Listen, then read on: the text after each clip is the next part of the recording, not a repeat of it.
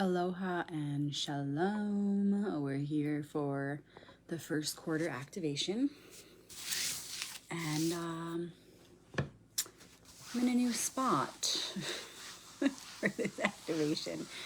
You guys know I've been in some pretty interesting spots for the last few activations. We do it where we have to, when we have to, so here we are.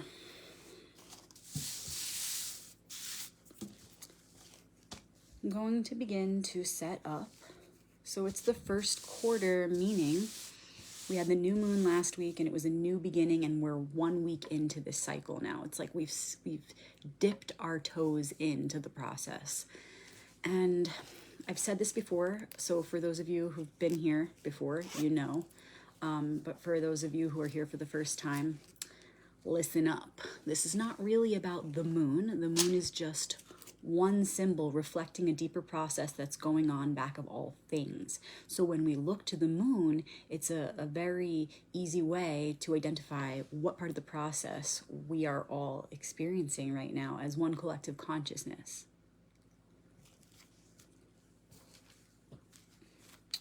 So I'm going to start to shuffle, and let me know in the comments where you're tuning in from. Where in the world are you?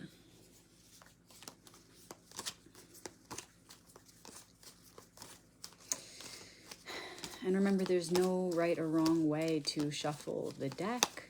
You've got to feel it for yourself. Remember, the deck is like the whole, and each card is a different part of that whole, meaning this is like the collective consciousness, and each card is a different aspect of it. Or this deck is the whole you, and each card is a different aspect of yourself. Okay, it could be like the mind, and each card is a different neural pathway. It represents many things, but it represents the whole, in short. So when you're shuffling, you just want to make sure that you have connected with every part of the deck. And that doesn't mean you need to pay attention. Did you touch every single card? You just need to feel it. You just need to know it from a place within yourself. It doesn't need to be so calculated. And so it's like you're waking up all of the parts of yourself, of the self, saying hello to each one, calling them all in, right? It's like every council member showing up to the circle.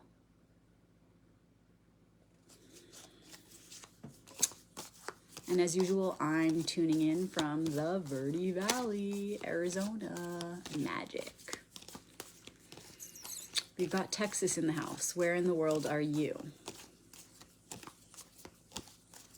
Let us know in the comments.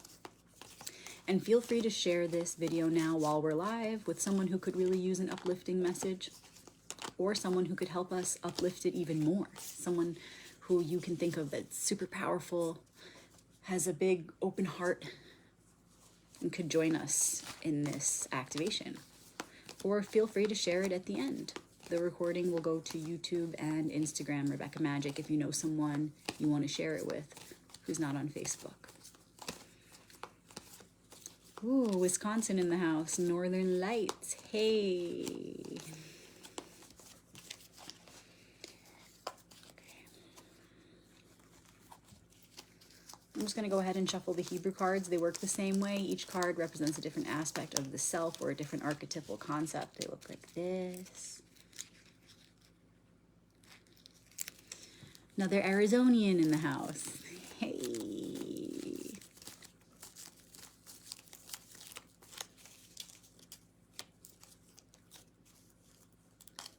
Giving thanks in advance for this message that's about to come through.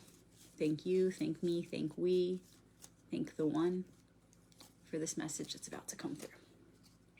This map to guide us at this part of the process so that we can move forward with the most proficiency, with the most grace and ease.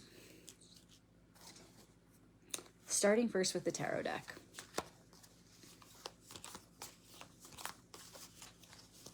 What is the current challenge and gift, also known as the focus?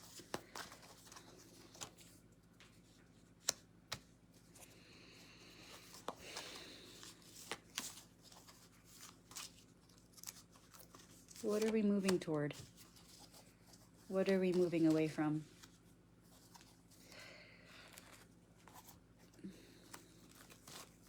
And remember, the future isn't written. I say this all the time, and I'm going to say it again. The details, the material unfolding is not written. We're writing it each moment. However, there's a cyclical nature to life, right? So there's always a part of the pattern we can identify that's upcoming. And that's what we want to know, because that's what is most reliable. We can rely on these cycles and seasons of nature and the cosmos because they are forever, they are eternal. And so when we ask to see a glimpse into the future, what we're asking for is like, what is that part of the cycle that's coming up next? Because if we know that, we have the most control possible, right? Ultimately, nothing's under control. Relax. But we can be as empowered as possible if we know what part of the cycle we're stepping into.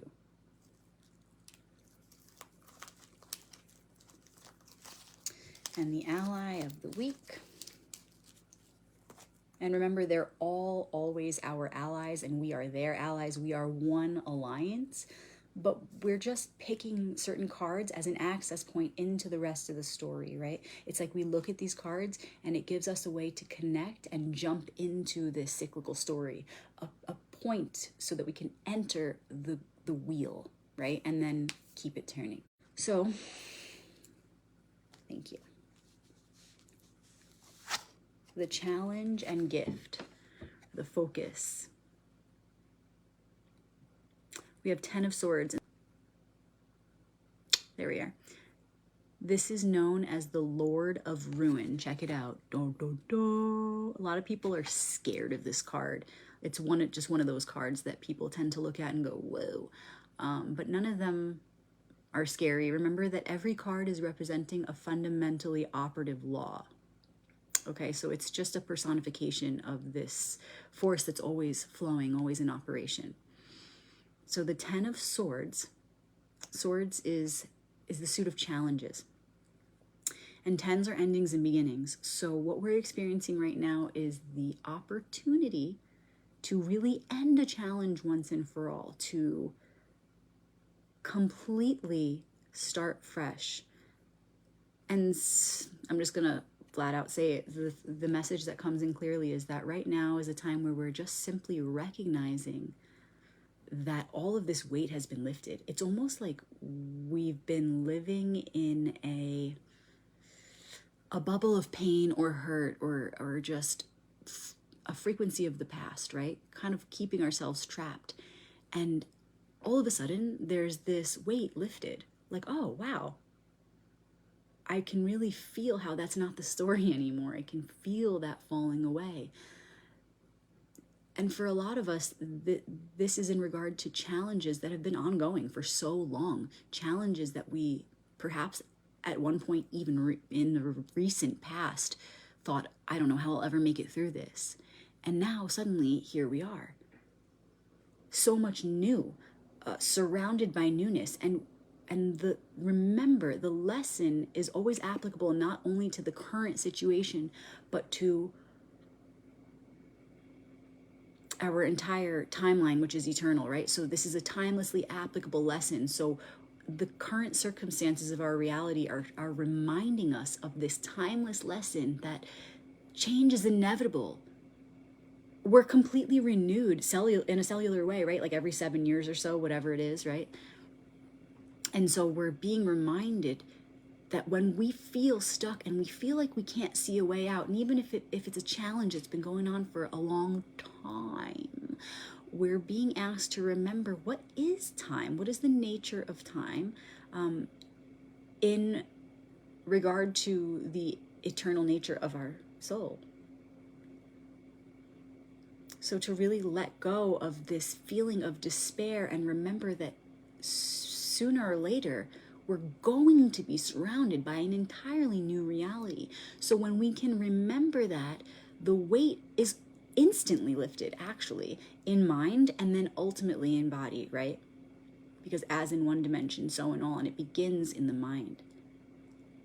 So whenever we feel stuck and like we'll never make it through, we've got to remember the times, like right now, that we did make it through, that we are making it through, that, wow, I remember when I was in this challenging situation and look where I am now. And if you really meditate on it, you'll remember that this has happened before, many times. And so we're being asked to really let that sink in now with this round of this lesson that we go through again and again, to really let it sink in right now that we always, every moment, have an opportunity for renewal. And it begins in the mind. When we can remember that this too shall pass, we can feel instant relief. Instant relief. So right now, think of a challenge that you're on the other side of, and give thanks and know that that feeling of gratitude that you emanate from that deepest part of yourself will be multiplied infinitely right now by the powers that be, by the forces of power in nature and in the cosmos all around us and within us. We're being given this reminder right now because life supports life, right? Like God helps those who help themselves, right? So the cycle is aligned with us right now in such a way that when we remember this right now, all of nature and all of life remembers with us and maximizes our potential for success in anchoring in this lesson and bringing forth light due to that. Okay, so how can you really multiply the gratitude for this feeling of renewal and this feeling of being on the other side of a challenge and knowing that whatever the challenge is that you use as the challenge for this ritual to meditate on, it's not about the challenge itself. It's not about the material circumstances of the challenge. It's about picking any challenge and the feeling of being on the other side of that challenge and applying that process to your eternal timeline, meaning using that to give thanks for past challenges you overcame that you never took the time to stop and give thanks for. And sending gratitude into the future of all challenges that are to come so that you can maximize your potential for those future events right here, right now, by sending that energy of gratitude into the future, by using this current challenge and being on the other side of this current challenge as a ritual to access all timelines, past, present, future. It's simply giving thanks for always having the opportunity to overcome any challenge. In fact, that's why we're here, to overcome. Because in another dimension, we're already perfect, but we're here in this imperfect dimension so that we can continue to experience adversity and then rise above it. Challenges give us an opportunity for the Chariot, right? Think of the tarot cards 6 and 7 in the major arcanum. 6 is the Lovers, also known as the Two Paths. It's about choice. And then 7 is the Chariot. Ascension through those choices, through making the right choices, applying yourself in the appropriate ways so that you can continue to transcend challenges and rise ever higher. So this is all about giving thanks for coming here to experience these challenges and overcome them. Ascension, so that we can grow, expand, bring light through us to this planet. So when we use a particular challenge that we're experiencing right now, it makes it personal. It allows us to really embody the profound feeling that comes with this lesson. That's why we have to choose to use a current challenge as the ritual for accessing this information, these codes, because we need an access point. We need a way to anchor it in, right? It's like the challenge is your altar right now. Allow this process to further raise you up beyond whatever challenge you've been experiencing, to depersonalize the challenge and remember that there will be many. And it's not about the material circumstances or the physical details of the challenge. It's about remembering why we're here, who we are, what the challenge is even for, applying that challenge to our purpose and to the collective consciousness. So again, we can depersonalize it and use it as a ritual to rise above, to rise up together as one.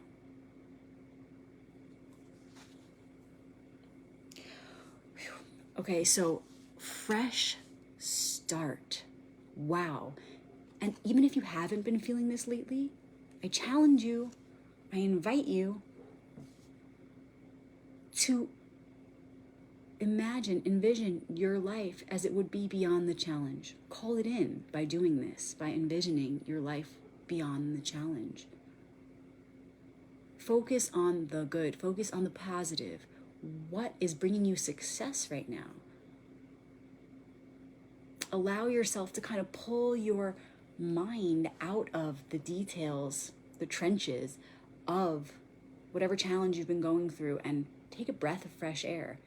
The opportunity is here now to pull yourself out of it.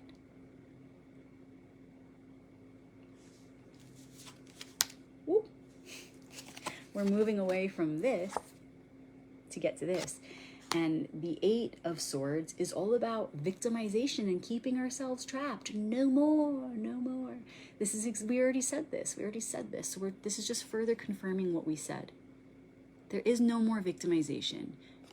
You're keeping yourself trapped, okay? And you can sit there and say, no, I'm not. It's this person keeping me, or it's that circumstance keeping me trapped. Well, I invite you to look at the ways in which you can free yourself. Forget about those details and ask, how can I liberate myself right now, even if it's only in my mind? Because that is the most important thing. And no one can take that away from you. You are the gatekeeper for what is within. So how can you liberate yourself there? How can you take accountability and assume responsibility for what you do have control over? Forget about what you don't and remember what you do, and take hold of the reins there. Take your power back. Wherever you are victimizing yourself, know that right now you are so supported more than ever. Right now, to identify where you've been playing the victim, and don't be afraid of this. Don't be shameful. Be excited. It starts with recognition. You have to first see where you're playing the victim, and it's okay. It's perfect. It's a game. It's fun. So have the courage, the heart, and the lightheartedness to go there, to look for all the places. Put a magnifying glass on yourself and look for all the places that you have been a victim, victimizing yourself. And know that right now, each of those things you identify and take your power back from, your efforts will be matched by the universe. Promise. So you are more empowered than ever right now to do this work. So maximize your potential. It's like Super Mario when he gets the mushroom and he's like a rainbow for a minute, and his powers are heightened. It's like that. It's like that right now. So get that rainbow. See your aura expanding. Know that you have all of the power to back you up right now to go through this process. So enjoy it. It's fun. Look for all the ways you've been victimizing yourself. Take your power back and know that there are all these forces that are coming to support you to make that process profound. So that, like, for example, every time you identify a place that you've been victimizing yourself and you take your power back and you alchemize it and you shift it and you do the opposite, but like you have to actually act on it, right? So for each action you take upon correcting those processes, your efforts will be multiplied. Your efforts will be matched by unseen forces. So know that, feel it. Know your allies are always here for you. And now more than ever, and simply by remembering that and putting your awareness on it, it activates it further. So play the game. Make the change. Take the actions upon the victimization. Shift it. Alchemize it. Okay, so no more victimizing. And through this empowerment, we're going to end this challenge once and for all and begin on a fresh start. Oh, and we're moving toward Major Arcanum 5, the Hierophant. And the Hierophant is all about the heart, the holy essence within each of us, the guru within, the sacred teacher, which really is the unified voice of the Mother, Father, God within your own heart. In other words, truth, light, love, law. These are all words for Arcanum 5. It's the thing that eternally lives within your center of centers. This is where we're heading. Okay, so the more you can move beyond the victimization and end this challenge, the more you'll free your energy up to be able to access that Holy of Holies, to be able to access that place and begin to live from there again. And what comes after Arcanum 5? Remember, tarot is a sequence. What comes after 5 is 6, and we just mentioned it. It's the Lovers, aka the 2 paths, and it's all about choice points. So we're doing this so that we can come back to our heart and make better, clearer choices. And then from the 6 choices, move on to the 7, the Chariot. Rise above, really grow. It's time to grow. And we've been keeping ourselves a little stuck. And that's all good, because in this stuckness and in this darkness, we've been gathering the muck that we're going to transmute into gold, right? Into spiritual gold. We need all that muck. We need all that stuff. Otherwise, we have nothing to transmute. Without the challenge, there's no chariot, right? So in this darkness, we've been gathering and gathering and gathering the coal, and we're going to make it into diamonds very soon with the power of the heart. So it's time to step out into the light. It's time for a fresh start. It doesn't mean there won't be challenges. It simply means that we're ready to transmute all that we have collected in that challenging time. We're just at that part of the process, right? Everything is alchemy. Life is alchemy. In fact, every card in the major arcanum is connected to a different stage of the alchemical process. So right now we're about to make that gold. Hey. And we have the Chet as the Hebrew letter ally of the week, and you can Google it, C-H-E-T, Chet. And this is connected to Arcanum 8, Justice, aka balance. And it's sort of like a gate. You could see it as the gateway to the heart. Okay? It's where above and below meet. It's the gateway. And so it's really connected to all of them, because they're all connected, because it's all one. Okay, but what does this mean? The Chet being our ally of the week. It means remember, what is the gateway to the heart? The more you can remember the path to get there and what is holding the heart and how that relates to us, the quicker we will be able to set our eye on the prize and take that straight and narrow path right to it. Way past the challenge, just blast right through the challenge, okay? The Chet as our ally of the week is saying, eye on the prize, which is like the heart, right? The heart is behind the gate. The heart is within the gate. And we've got to know the path to it. And when we know the path, we have the clear steps and direction to get there. And so if we can keep our eye, it's like the light at the end of the tunnel, right? If we can keep our eye on that path, on that gateway, then we will no doubt blast right through this challenge and the remnants of it and the last bits that we need to experience in order to move through it and beyond it, back to the center, back to the heart. Okay, so what is the gateway of the heart? What is the Ark of the Covenant? What's it made of? It's made of the same stuff as the heart itself. That's the irony. Okay? The gate to heaven is built of light. The gate to the heart is built of truth. The Ark of the Covenant is the same frequency as the covenant itself. And this is why this is why Jesus said, unless ye be like children, ye cannot enter the kingdom, right? Or you'll see it on Arcanum 19, the sun card, with the baby riding on the white horse with the cement wall behind. It's saying that in order to enter through that gateway to the heart, you have to be like the heart, right? Like energy attracts like energy. You must bring your frequency to radiate like the heart. You must attune yourself to truth, love, light, eternal. That's the path, that's the gateway.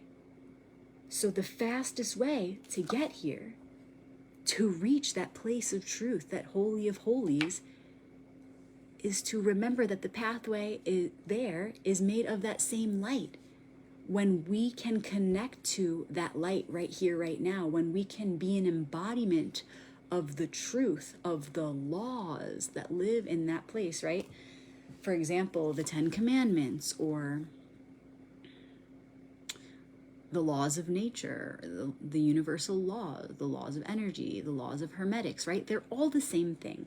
When you can understand those esoteric laws, what they really are, and how you are one with that field of law, then you can reconnect to it and reconnect to yourself in the process. And when you do that, you connect to yourself, your true self, then you connect with the one self, which is the one, the Most High, the Creator,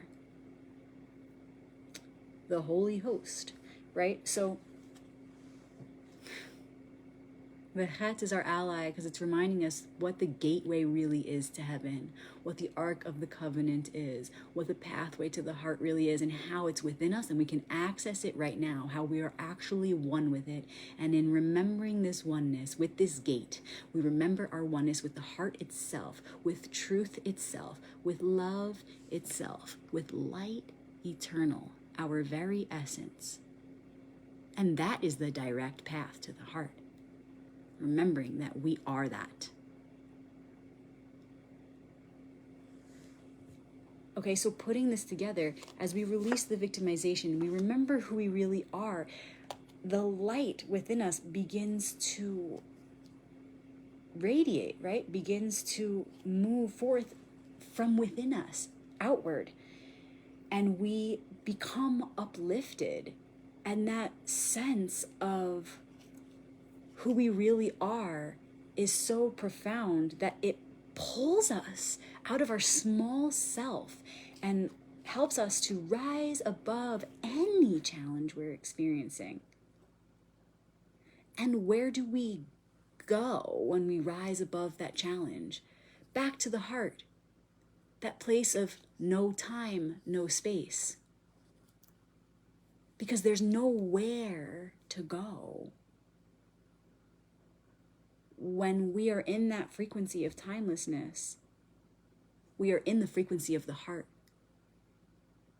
Because that's what the heart is, a vacuum, a vortex, eternal darkness, which is where the light is born. That's the irony.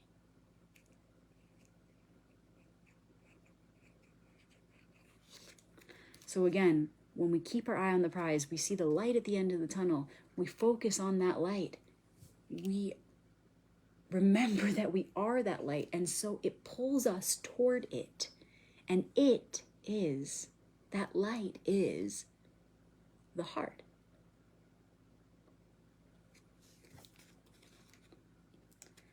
So keep your eye on the prize.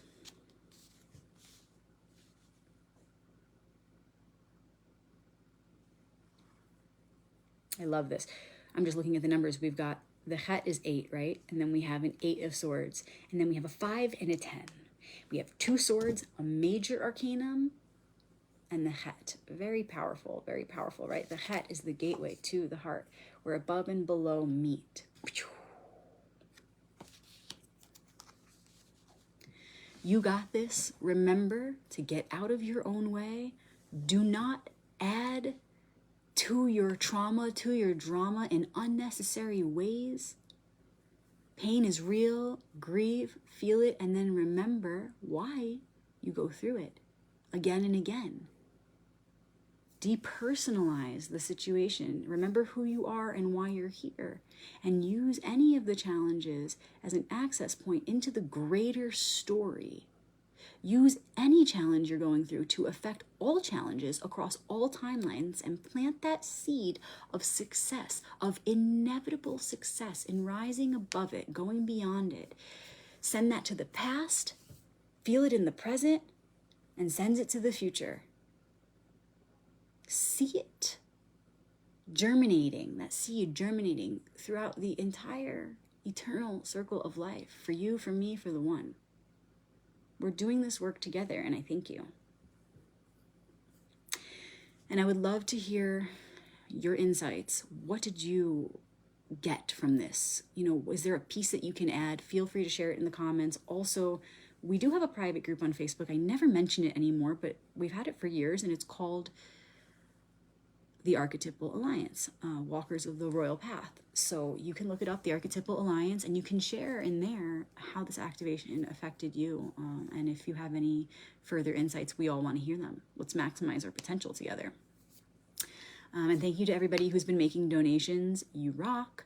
If you want to give back in some way, you can feel free to send a donation. I believe my links are somewhere on the wall. You can also just look up Rebecca-Magic on Venmo. It's magic with a CK.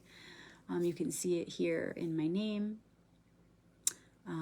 If you have something you want to share with me, a review about how this activation or previous activations have affected you, please go to facebook.com/royalpathtarot and leave a review. You can leave like a star review there. You'll see something like 60 reviews or something like that on there.